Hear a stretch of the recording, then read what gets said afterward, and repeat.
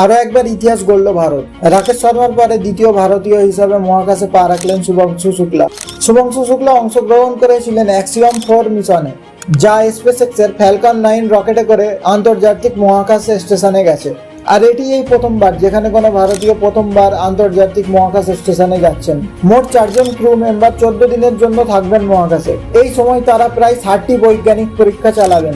স্পেসে ফসলের বীজ টিকে থাকতে পারে কিনা সেই পরীক্ষা, সায়ানোব্যাকটেরিয়া নিয়ে বায়োলজিক্যাল এক্সপেরিমেন্ট এবং মাইক্রোগ্র্যাভিটিতে মানুষের পেশির পরিবর্তন নিয়ে স্টাডি। ভাবুন তো, মহাকাশে ভারতের পতাকা ও দেশের মানুষের স্বপ্ন দুটোই একই সঙ্গে উড়ছে। আর এই ভিডিওটিকে শেয়ার করুন যাতে ভারতের এই সাফল্যের কথা প্রত্যেক নাগরিক জানতে পারে।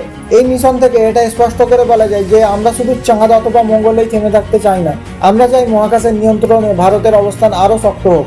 আমাদের বৈজ্ঞানিকেরা দিন রাত এক করে কাজ করছেন যাতে তোমার আমাদের দেশের নাম গর্বের সঙ্গে লেখা থাকে মহাকাশের পাতায়।